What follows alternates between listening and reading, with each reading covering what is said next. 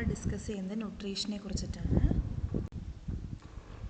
ന്യൂട്രീഷനിൽ first ന്യൂട്രിയൻ്റാണ് vitamins.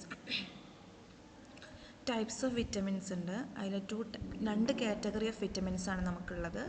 ഒന്ന് water soluble വിറ്റമിൻസും പിന്നെ ഒന്ന് ഫാറ്റ് സോളുബിൾ ആയിട്ടുള്ള വിറ്റമിൻസും. ഈ വാട്ടർ സോളുബിൾ വിറ്റമിൻസിൽ വരുന്ന രണ്ട് വിറ്റമിൻസ് ആണ് വിറ്റമിൻ ബി കോംപ്ലക്സും വിറ്റമിൻ സിയും. പിന്നെ ഫാറ്റ് സോളുബിൾ വിറ്റമിൻസിൽ വരുന്നതാണ് vitamin A, vitamin D, vitamin E, vitamin K. Then vitamin B കോംപ്ലക്സിൽ ഒരു 7 വാട്ടർ സോളുബിൾ വിറ്റമിൻസ് ആണ് നമുക്കുള്ളത്. Thiamine, riboflavin, niacin, pyridoxine, cobalamin, biotin, pantothenic acid and folic acid. Biotin and pantothenic acid deficiencies are rare as they found in numerous foods. Biotin and pantothenic acid എന്ന് പറയുന്ന രണ്ട് വൈറ്റമിൻസും ചെറിയ numerous നമ്മൾ daily കഴിക്കുന്ന ഫുഡ്സിൽ വരെ അടങ്ങിയിട്ടുള്ള ന്യൂമറസ് ഫുഡ്സിൽ വരെ അടങ്ങിയിട്ടുള്ള വിറ്റമിൻസ് ആയതുകൊണ്ട് ഇതിന് ഡെഫിഷ്യൻസി വളരെ റയറാണ്. പിന്നെ biotin deficiency commonly found in prolonged antibiotic therapy. കുറേ കാലമായിട്ട് ആൻറ്റിബയോട്ടിക് തെറാപ്പി എടുക്കുന്ന ആളുകളിലാണെങ്കിൽ ബയോട്ടിൻ ഡെഫിഷ്യൻസി ധാരാളമായിട്ട് കണ്ടുവരാറുണ്ട്. പിന്നെ വരുന്നതാണ് വിറ്റമിൻ B1, ദാറ്റ് ഈസ് തയ്യമിൻ എന്ന് പറയും നമ്മൾ. തയ്യമിൻ്റെ സോഴ്സസ്, റിച്ചസ് സോഴ്സ് എന്ന് പറയുന്നത് ഏറ്റവും കൂടുതൽ അടങ്ങിയിരിക്കുന്നത് ഈസ്റ്റ്, സീരിയൽസ്, ലിവറിലൊക്കെയാണ്. പിന്നെ മെയിൻ ഫങ്ഷൻ എന്ന് പറഞ്ഞു കഴിഞ്ഞാൽ ATP പ്രൊഡക്ഷനാണ്. ATP പറയുമ്പോൾ അഡിനോസിൻ ട്രൈഫോസ്ഫേറ്റിൻ്റെ പ്രൊഡക്ഷന് സഹായിക്കുന്നുണ്ട്. ഇതാണ് നമ്മുടെ സെൽസിനൊക്കെ എനർജി കൊടുക്കുന്നത് ATP ആണ്. പിന്നെ അപ്പിറ്റൈറ്റ്, വിശപ്പിനെ സ്റ്റെബിലൈസ് ചെയ്യിക്കാൻ വേണ്ടി. കാരണം നമുക്കറിയാം തയ്യമിൻ മെറ്റബോളിസിന് ഒരുപാട് ഹെൽപ്പ് ചെയ്യുന്നുണ്ട്. മെറ്റബോളിസം നടക്കുമ്പോൾ മാത്രമാണ് നമുക്ക് എനർജി കൺസപ്ഷൻ വരുന്നുള്ളൂ. അപ്പോൾ നമുക്ക് അപ്പിറ്റൈറ്റും ഉണ്ടാവും. നേരെ മറിച്ച് എനർജി കൺസപ്ഷനൊന്നുമില്ല, മെറ്റബോളൈസേഷൻ നടക്കുന്നില്ലെങ്കിൽ നമുക്ക് വിശപ്പില്ലായ്മ ഉണ്ടായിരിക്കും. പിന്നെ പ്രോപ്പറായിട്ടുള്ള നെർവ് ഫങ്ഷൻസിനൊക്കെ സഹായിക്കും. പിന്നെ ഡെഫിഷ്യൻസീസ്, തയ്യമിൻ്റെ കുറവ് മൂലം ഉണ്ടാകുന്ന രണ്ട് കണ്ടീഷൻസാണ് ബെറിബറിയും വെർണിക്സ് കോർസക്കോഫ് സിൻഡ്രോം. ബെറിബറി എന്ന് പറഞ്ഞാൽ ബെറിബറിയിൽ ഏറ്റവും കൂടുതൽ ആളുകൾ കണ്ടുവരുന്നത് ഷോർട്ട്നെസ് ഓഫ് ബ്രെത്ത്, പുവർ അപ്പിറ്റൈറ്റും വീക്ക്നെസ്, പെയിൻ ഇൻ ലിംസ്. പിന്നെ വെർണിക്സ് കോർസക്കോഫ് സിൻഡ്രോം ഉണ്ട്. അതിൽ വിഷൻ ചേഞ്ചസ് ഉണ്ടായിരിക്കും, അറ്റാക്സിയും ഇമ്പയർഡ് മെമ്മറിയാണ്. മെമ്മറി പവറൊക്കെ കുറേ ആളുകൾക്ക് വെർണിക്സ് കോർസക്കോഫ് സിൻഡ്രോം വരുന്നവർക്ക്. പിന്നെ ഏറ്റവും കൂടുതൽ റിസ്ക് ഫാക്ടേഴ്സ് ഏറ്റവും കൂടുതൽ കണ്ടുവരുന്നത്, ഏറ്റവും കൂടുതൽ എഫക്റ്റഡ് ആകുന്ന ആളുകൾ എന്ന് പറഞ്ഞു കഴിഞ്ഞാൽ ഹീമോഡയാലിസിസ് ചെയ്യുന്നവർ, ഡയററ്റിക്സ് എടുക്കുന്നവർ, ലോ ഇൻടേക്ക് ഓഫ് ഫുഡ്, പിന്നെ ആൽക്കഹോളിസം ഒരു ഹാബിറ്റ് ആയവർക്കും തൈമൈൻ ഡെഫിഷ്യൻസി ഉണ്ടാവാറുണ്ട്. തെറാപ്യൂട്ടിക് യൂസ് എന്ന് പറയുമ്പോൾ കൺജസ്റ്റീവ് ഹാർട്ട് ഫെയിലിയർ നമ്മളിത് യൂസ് ചെയ്യാറുണ്ട്. തെറാപ്യൂട്ടിക് യൂസ് എന്ന് പറഞ്ഞു കഴിഞ്ഞാൽ ട്രീറ്റ്മെൻറ്റ് ആസ്പെക്റ്റ് ഇവിടെ നമ്മൾ യൂസ് ചെയ്യുന്നത് ഒരു മിനിമം ഡോസിൽ നമ്മളിത് പേഷ്യൻസിന് സപ്ലിമെൻ്റ് ആയിട്ട് കൊടുക്കാറുണ്ട്. Congestive heart failure, cancer prevention, autonomic dysreflexia തുടങ്ങിയ കണ്ടീഷൻസിനാണ് നമ്മൾ സാധാരണയായിട്ടിത് തെറാപ്യൂട്ടിക് പർപ്പസിൽ കൊടുക്കാറ്. പിന്നെ വരുന്ന വിറ്റമിനാണ് vitamin B2, riboflavin, yellow respiratory enzyme എന്നതിനെ പറയാറുണ്ട്. ഇതിൻ്റെ റിച്ച് ആയിട്ട് ഏറ്റവും കൂടുതൽ കണ്ടുവരുന്നത് egg, meat, green leaf vegetables, മിൽക്കിലൊക്കെയാണ്. പിന്നെ ഇതിൻ്റെ കുറവ് മൂലം ഉണ്ടാകുന്ന അസുഖങ്ങളാണ് ഇച്ചിങ്, ബേണിംഗ് ഐസ്, പിന്നെ ഓയിലി സ്കിന്ന്, ഡെർമറ്റൈറ്റിസ് വരും, ഡൈജസ്റ്റീവ് ഡിസ്റ്റർബൻസ്, ദഹനത്തിനൊക്കെ ഒരുപാട് പ്രശ്നം വരും, ക്രാക്സ്, സോസ് in the mouth and lips, നമ്മുടെ മൗത്തിലും ലിപ്സിലൊക്കെ ഒരുപാട് ക്രാക്സ് വരും, പൊട്ടൽ വരും, പുണ്ണ് പോലൊക്കെ വരും.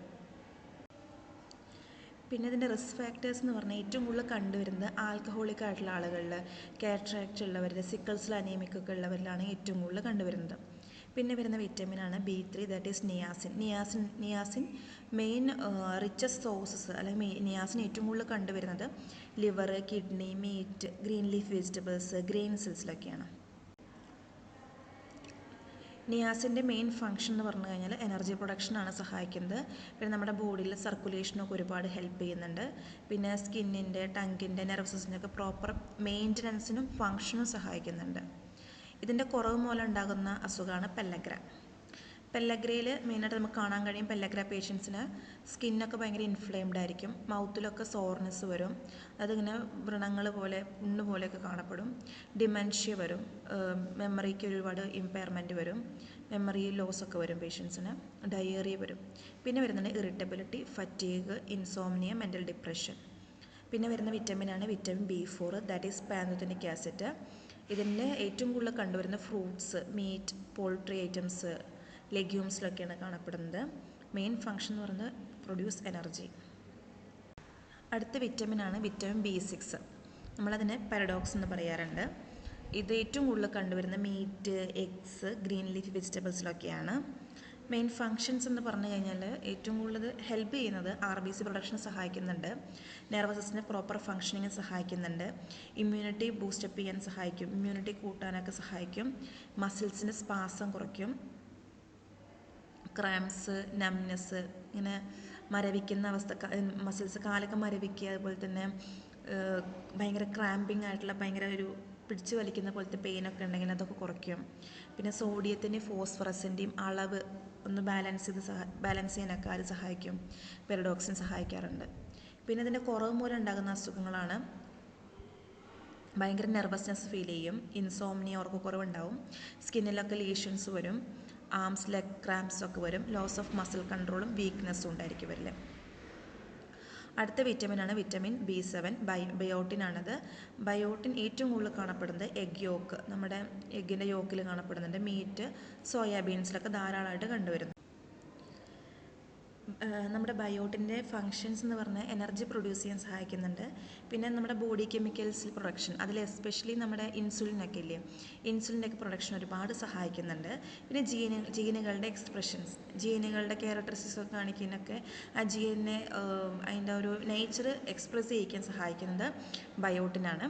പിന്നെ ഡെഫിഷ്യൻസീസ്, അതിൻ്റെ കുറവ് മൂലം നമുക്ക് നോസിയ, അനറക്സിയ, ഹാലൂസിനേഷൻസ്, ഡിപ്രഷൻസ് ഒക്കെ ഉണ്ടാവാറുണ്ട്.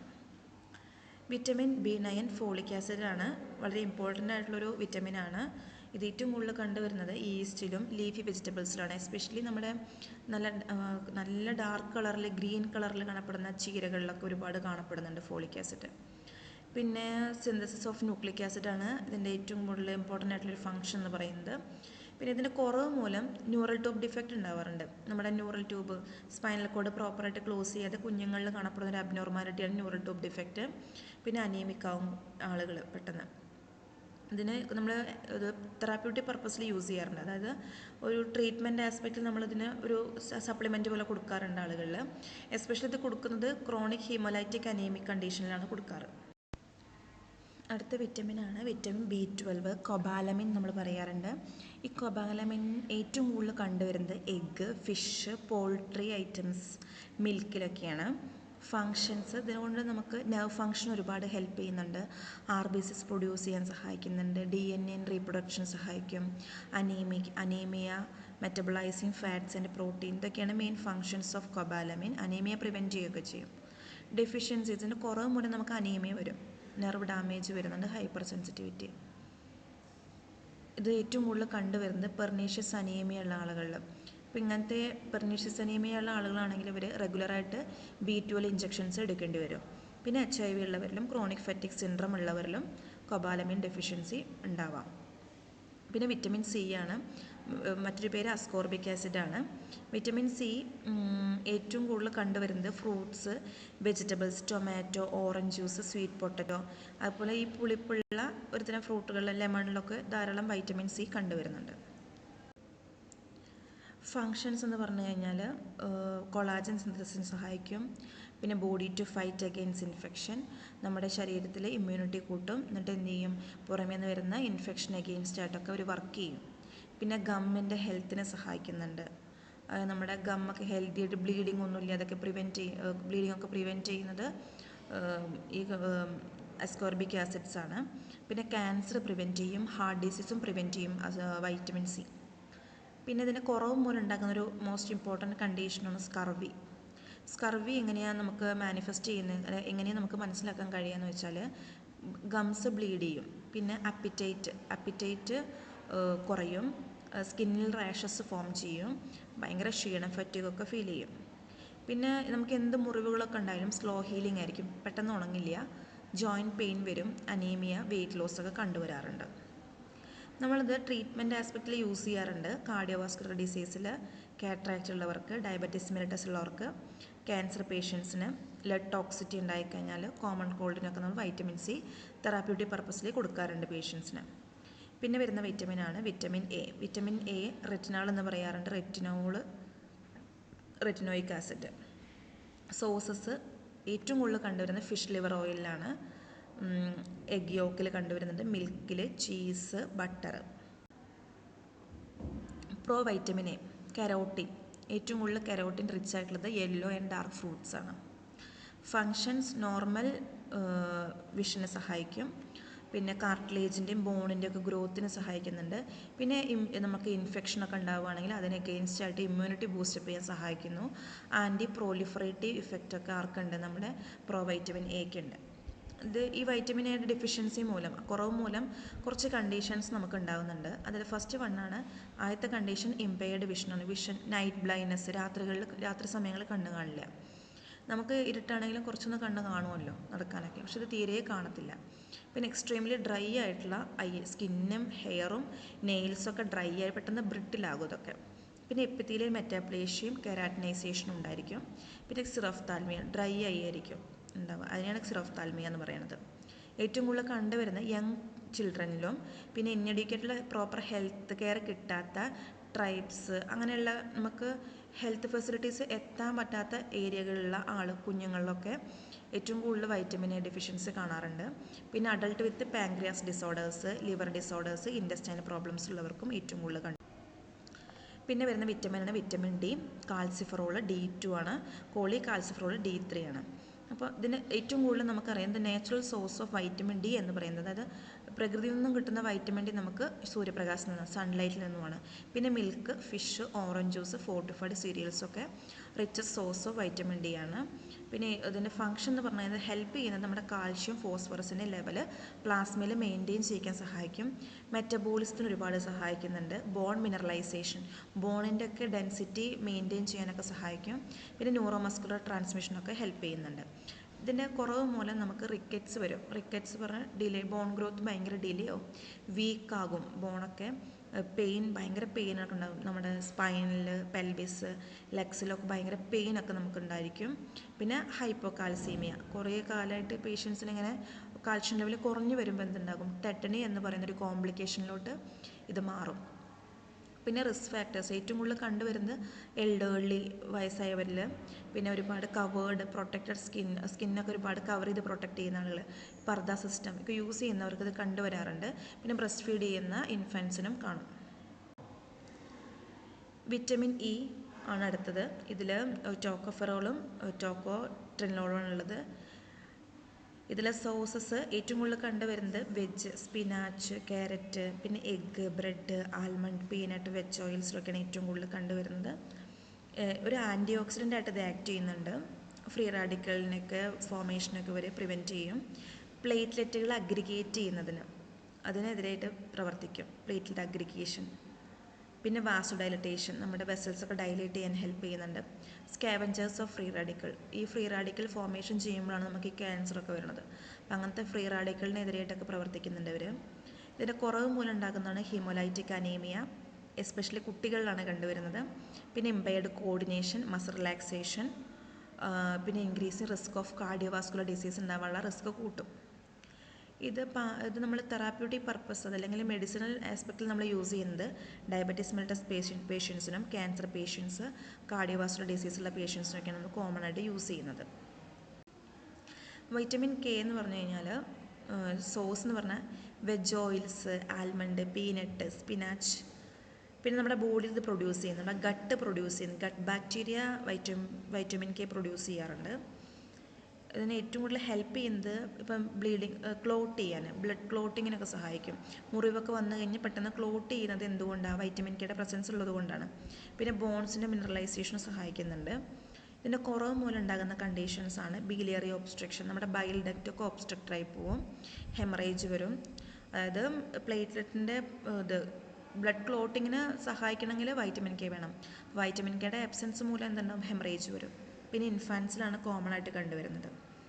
റിസ്ക് ഏറ്റവും കൂടുതൽ കണ്ടുവരുന്നത് ആൻറ്റിബയോട്ടി തെറാപ്പി കുറേ കാലമായിട്ട് എടുക്കുന്ന ആളുകളിൽ, വാർഫാരിൻ എടുക്കുന്നവർ, മാലബ്സോർപ്ഷൻ സിൻഡ്രോം ഒക്കെ ഉള്ളവർക്ക് ഏറ്റവും കൂടുതൽ കാണും. കാരണം മാലബ്സോർപ്ഷൻ സിൻഡ്രോം എന്നൊക്കെ പറഞ്ഞു കഴിഞ്ഞാൽ വൈറ്റമിൻ കെ അബ്സോർബ് ചെയ്യാതെ പോകുമ്പോഴാണ് വൈറ്റമിൻ കെ ഡെഫിഷ്യൻസി ഒക്കെ വരുന്നത്.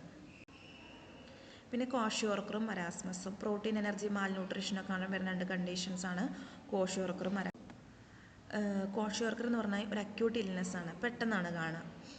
ഇത് മീസിൽസ്, ഏജ്, ട്രോമ, സെപ്സിസ് ഇതൊക്കെ കാരണം കൊണ്ട് നമുക്ക് കോഷിയോർക്കർ വരാം.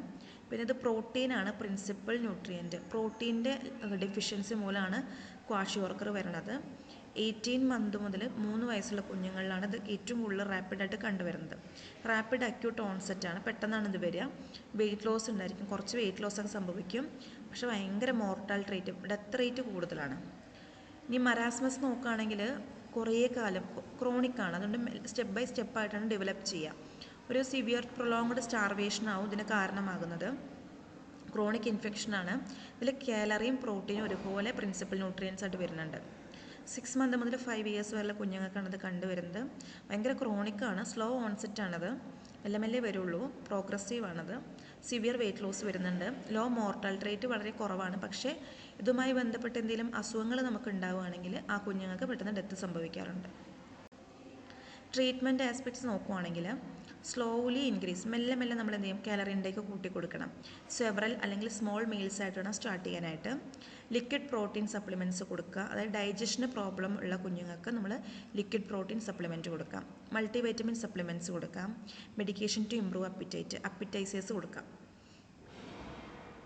വിശപ്പ് കൂട്ടുന്ന ഡ്രഗ്സ് കൊടുക്കാം. ഇതിന് കോംപ്ലിക്കേഷൻസ് പറയുകയാണെങ്കിൽ hypoglycaemia, hypothermia, hypovolaemic shock, permanent mental and physical disabilities ഒക്കെ കാണും. ഇപ്പോൾ ഇത്രയും നേരം നമ്മൾ ഡിസ്കസ് ചെയ്ത് വിറ്റമിൻസിനെ കുറിച്ചിട്ടായിരുന്നു. വിറ്റമിൻസ് കഴിഞ്ഞു, ഇനി നമ്മൾ മിനറൽസിനെ കുറിച്ചാണ് പറയാൻ പോകുന്നത്. Minerals are essential for the body to function properly. They help keep bone, muscle, nerve and organ healthy. Minerals എന്ന് പറഞ്ഞു കഴിഞ്ഞാൽ നമ്മുടെ ബോഡി ഫങ്ഷനിങ് ഏറ്റവും അത്യന്താപേക്ഷിതമായിട്ടുള്ള ഒരു ന്യൂട്രിയൻ്റാണ്. ഇത് നമ്മുടെ ബോൺ ഗ്രോത്ത്, മസിൽസിൻ്റെ മെയിൻ്റനൻസിന്, നെർവ് ഫങ്ഷന്, ഓർഗനൊക്കെ ഹെൽത്തി ആയിട്ട് കീപ്പ് ചെയ്യുന്ന ആരാണ്, മിനറൽസാണ്. 2 ടൈപ്സ് ഓഫ് മിനറൽസ് ആണ് നമുക്കുള്ളത്. മാക്രോ മിനറൽസും മൈക്രോ മിനറൽസ് എന്ന് പറയാം, അല്ലെങ്കിൽ ട്രേസ് മിനറൽസും. ഫസ്റ്റ് പറയുന്നത് മാക്രോ മിനറൽസിനെ കുറിച്ചാണ്. മാക്രോ പറഞ്ഞാൽ ബിഗ് ആണ് അല്ലേ. നീഡഡ് ഇൻ ലാർജ് എമൗണ്ട് നമുക്ക് ആവശ്യമാണ്. That greater than 100 mg per day നമുക്ക് റിക്വയർമെൻറ്റ് ആവശ്യമാണ്. ഇതിൽ calcium, phosphorus, magnesium, sodium, potassium, chloride, sulphur എല്ലാം ഉണ്ട്. ട്രേസ് മിനറൽസ് അല്ലെങ്കിൽ മൈക്രോ മിനറൽസ് എന്നൊക്കെ നമ്മൾ പറയാറുണ്ട്. ഇത് സ്മോളർ എമൗണ്ട് ആവശ്യമുള്ളൂ, less than 100 mg per day, including iron, manganese, copper, iodine, zinc, cobalt, fluoride, selenium, അതൊക്കെയാണ്. ഇനി ഫങ്ഷൻസ് നോക്കുകയാണെങ്കിൽ ഇപ്പോൾ കാൽഷ്യം എടുക്കുകയാണെങ്കിൽ calcium helps maintain bone density, നമ്മുടെ ബോണിൻ്റെ ഡെൻസിറ്റി മെയിൻറ്റെയിൻ ചെയ്യാൻ സഹായിക്കും. സെൽസ്, മസിൽ ഫങ്ഷനെ സഹായിക്കും. ഹാർട്ടിൻ്റെ ഹെൽത്തൊക്കെ മെയിൻറ്റെയിൻ ചെയ്യുന്ന കാൽഷ്യമാണ്. മഗ്നീഷ്യം പറയുകയാണെങ്കിൽ help keep heart rhythm steady, ഹാർട്ടിൻ്റെ റിതം മെയിൻറ്റെയിൻ ചെയ്യാൻ സഹായിക്കുന്നുണ്ട്. പിന്നെ ബോൺ, ടീത്തിൻ്റെ ഒക്കെ ഫോർമേഷനൊക്കെ സഹായിക്കുന്നുണ്ട്. ഒരു വൈറ്റൽ കമ്പോണൻ്റ് എന്ന് പറയുന്നത് തന്നെ മഗ്നീഷ്യമാണ്, ബോണിൻ്റെയും ടീത്തിൻ്റെ ഒക്കെ. Potassium help regulate blood pressure, heart rhythm maintain ചെയ്യും. വാട്ടർ കണ്ടൻറ്റ് സെല്ലിനകത്ത് വാട്ടറൊക്കെ മെയിൻറ്റെയിൻ ചെയ്യുന്ന ആരാണ്, പൊട്ടാഷ്യം. അയണിനെ കുറിച്ച് പറയുകയാണെങ്കിൽ help form haemoglobin which carries oxygen in the blood, നമ്മുടെ ഹീമോഗ്ലോബിൻ ഫോർമേഷനെ സഹായിക്കുന്നുണ്ട്. ഈ ഹീമോഗ്ലോബിൻ അകത്താണ് നമ്മൾ O2 ക്യാരി ചെയ്യുന്നതും ബ്ലഡിലൂടെ ട്രാൻസ്പോർട്ട് ചെയ്യുന്നതും.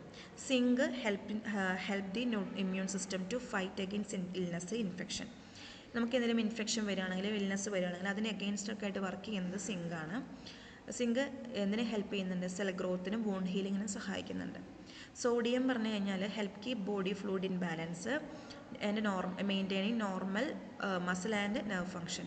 നമുക്ക് നമ്മുടെ ബോഡിയിലെ ഫ്ലൂയിഡ് ബാലൻസ് മെയിൻറ്റെയിൻ ചെയ്യാൻ, അല്ലെങ്കിൽ മസിൽസിൻ്റെ, നെർവ്സിൻ്റെ ഒക്കെ പ്രോപ്പറായിട്ടുള്ള ഫങ്ഷനിങ്ങിന് ആവശ്യമാണ്, സോഡിയം ആവശ്യമാണ്. Phosphorus work with calcium to build strong bone and teeth. ബോണിൻ്റെ ടീത്തിൻ്റെയും സ്ട്രെങ്ത് ഇംപ്രൂവ് ചെയ്യിക്കുന്നത് ഫോസ്ഫറസ് ആണ്. ഇനി ഇത് മിനറൽസ് ഒരുപാട് കൂടി, എക്സസ് മിനറൽസ് എന്തുണ്ടാക്കും, too much of any mineral can be dangerous and lead to illness. ഒരുപാട് മിനറൽസ് വന്നു കഴിഞ്ഞാൽ നമുക്കത് ഡേഞ്ചറാണ്, അതുപോലെ തന്നെ ഇൽനെസ് കോസ് ചെയ്യും, അസുഖങ്ങൾ ഉണ്ടാക്കും. ഇനി സോഴ്സസ്, കാൽഷ്യത്തിൻ്റെ sources dairy products, milk, bone, അതൊക്കെയാണ്. പിന്നെ കാൽഷ്യം ഹെൽപ്സ് മസിൽ മൂവ്മെൻറ്റിനും നെർവിൻ്റെ ഫങ്ഷനിങ്ങിനൊക്കെ സഹായിക്കുന്നത് ആരാണ്, കാൽഷ്യമാണ്. Magnesium banana, almond, pumpkin seeds, brown rice, quinoa, spinach, kale, ഇതിലൊക്കെയാണ്, ഓട്ട്മീലിലൊക്കെയാണ് കണ്ടുവരുന്നത്. ഇത് നമ്മുടെ ബോഡി ഫങ്ഷനിങ്ങിന് സഹായിക്കുന്നുണ്ട്. Potassium found in many foods, ഒരുപാട് ഫുഡിലും പൊട്ടാഷ്യം ഉണ്ട്. Potassium is necessary for good health and organ function. നമ്മുടെ ഹെൽത്ത് മെയിൻറ്റെയിൻ ചെയ്യാനും ഓർഗൻസിൻ്റെ ഫങ്ഷൻ ഇമ്പ്രൂവ് ചെയ്യിക്കാനും അയഡിൻ ഉണ്ട്. Iodine see ഫുഡ്സിൽ, അയഡൈഡ്സ്, salt, bread, diary പ്രൊഡക്ട്സിലൊക്കെയാണ് iodine കാണപ്പെടുന്നത്. അയഡിൻ തൈറോയ്ഡ് ഹോർമോൺ പ്രൊഡക്ഷനാണ് സഹായിക്കുന്നത്. സെലീനിയം മീറ്റ്, സീ ഫുഡ്സ്, ഗ്രെയിൻസിൽ ഒക്കെ കാണപ്പെടുന്നുണ്ട്. സെലീനിയം ഒരു ആൻറ്റി ഓക്സിഡൻ്റ് ആക്ഷനാണുള്ളത് സെലീനിയത്തിന്. അതുപോലെ തന്നെയുള്ള കോപ്പർ ഒരുപാട് it's a part of many എൻസൈംസിൻ്റെ ബോഡിയാണ്. കോപ്പർ നമ്മുടെ അയൺ മെറ്റബോളിസത്തിനാണ് സഹായിക്കുന്നത്. ഫ്ലൂറൈഡ് ഡ്രിങ്കിങ് വാട്ടറിലും ഫിഷ്, മോസ്റ്റ് ടീസ്, ചായപ്പൊടികളിലൊക്കെ ഒരുപാട് കാണപ്പെടുന്നത്. ഫ്ലൂറൈഡ് അസിസ്റ്റിൻ്റെ ഫോർമേഷൻ ഓഫ് ബോൺ ആൻഡ് ടീത്തിൻ്റെ ഫോർമേഷനാണ് ഫ്ലൂറൈഡ് സഹായിക്കുന്നത്. ക്രോമിയം അൺറിഫൈൻഡ് ഫുഡ്സിൽ brewer, yeast, liver, whole grains, nuts, cheese. Chromium insulin to regulate blood ഗ്ലൂക്കോസിലൂടെ നമ്മുടെ ബ്ലഡ് ഗ്ലൂക്കോസ് ലെവൽ റെഗുലേറ്റ് ചെയ്യാൻ സഹായിക്കുന്നത് ക്രോമിയാണ്. കാരണം ഇതിൽ ഇൻസുലിൻ്റെ പ്രവർത്തനത്തിനാണ് ഏറ്റവും കൂടുതൽ ക്രോമിയം ഹെൽപ്പ് ചെയ്യുന്നത്. മാംഗനീസ് പറഞ്ഞു കഴിഞ്ഞാൽ found in berries. Manganese needed for several metabolic function related to energy metabolism. നമ്മുടെ എനർജി മെറ്റബോളിസത്തിന്, ഈ മെറ്റബോളിക് ഫങ്ഷൻസിനെ റെഗുലേറ്റ് ചെയ്യാൻ, എസ്പെഷ്യലി എനർജി പ്രൊഡക്ഷനൊക്കെ ഒരുപാട് സഹായിക്കുന്നത് മാംഗനീസാണ്.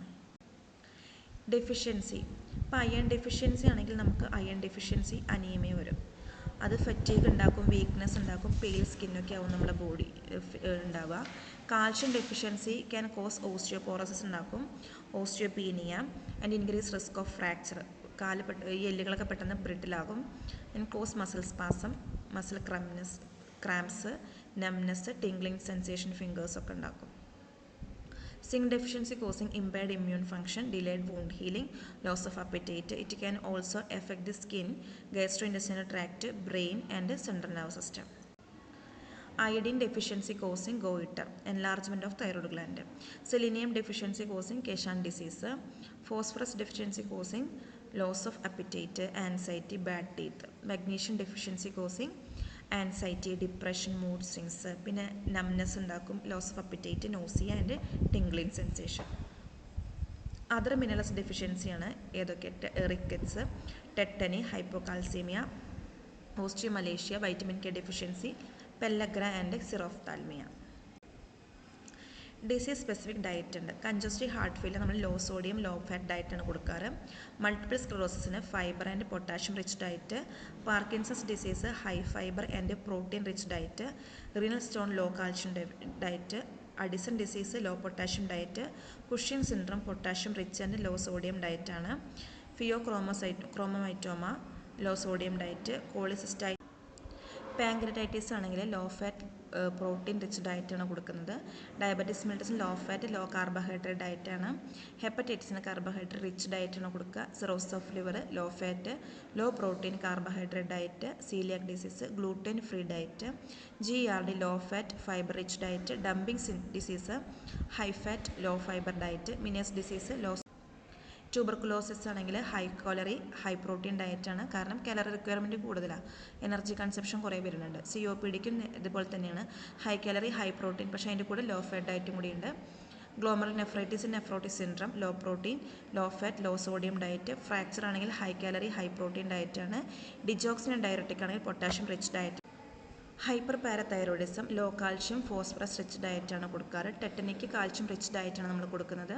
ഓസ്റ്റിയോപോറോസിസ് ആണെങ്കിൽ protein calcium and vitamin rich diet. Gout low purine diet. Renal failure low protein potassium ഡയറ്റാണ്. Cystic fibrosis high calorie high protein diet. സ്ട്രോക്കിന് സോഫ്റ്റ് ഡയറ്റാണ് കൊടുക്കുന്നത്, അത് ഹൈ ഫൈബർ റിച്ച് ആയിരിക്കും. കൊളോസ്റ്റോമി ലോ ഫാറ്റ് ഡയറ്റാണ്. അൾസറേറ്റീവ് കൊളൈറ്റിസ് ലോ റെസിഡ്യൂ ഡയറ്റാണ് കൊടുക്കാറ്.